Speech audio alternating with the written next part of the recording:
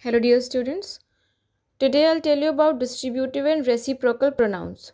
Right? Now open page number 31. There are some statements.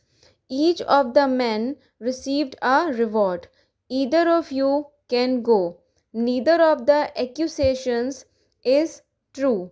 John and Mary like each other. The boys are hitting one another. There are five statements and you see the words in italics. Each, either, neither are used with reference to a number of persons. These are with reference to a number of person. Each, neither means either, right? Each other, okay? Number of person or things at a time and are called distributive pronouns. These all are called distributive pronouns. Each other and one another are reciprocal. In these, each other and one another are reciprocal pronoun. Now see, the definition is, you need to understand, distributive pronouns are pronoun that describes member of a group, person, thing separately. Okay, separately show करता है member of group, person या thing को, and not collectively. Distributive pronoun is always singular and as such it should be followed by a singular noun or verb. Okay, words like each, every, either, neither, everyone, none, no one, any, these are considered under distributive pronoun, as I told you the example from your book, right? And from that, each other and one another are reciprocal pronouns. Okay, that you should remember. Each other and one another are reciprocal pronoun. Definition, you need to learn definition. A pronoun that considers members of a group separately rather than collectively is known as distributive.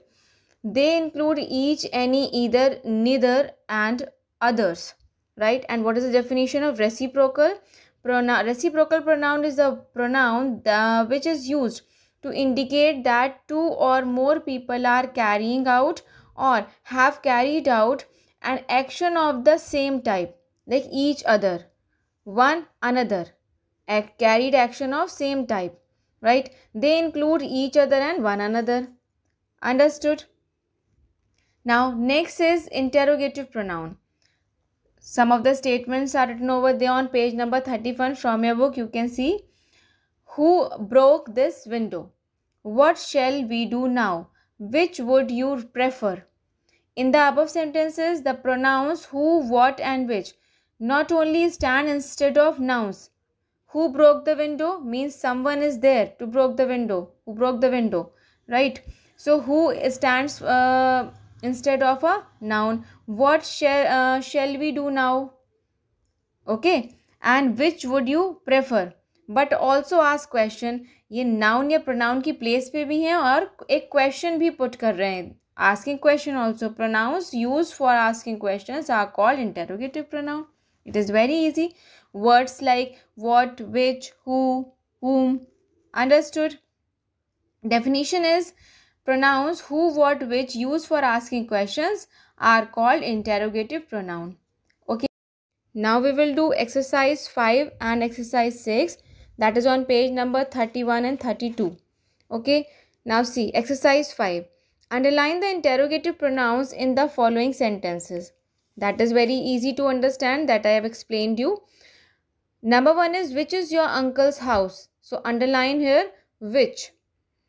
Second, who is there? Underline who. Interrogative pronoun, remember it. These are the words like who, what, which. Not only stand instead of a noun, ये noun के place पे use किए जाते हैं, but also ask questions. So these all are the interrogative pronouns. Number 3 is, what is the matter? Underline what. Who made the top score? Underline who. Which will you take? Underline which. What is the news? Underline what. What are those marks on your shirt? Underline what. Whom do you want? Underline whom. To whom were you speaking? Underline whom. Whose is this? Underline whose. These all are the interrogative pronoun. Now, exercise number 6. What we will do here? Fill in the blanks by choosing the correct word from the brackets.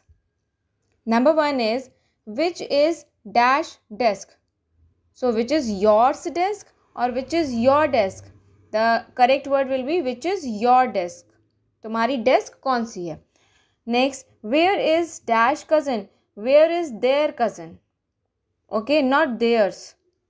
Next, which class is dash? Which class is yours? Which class is your?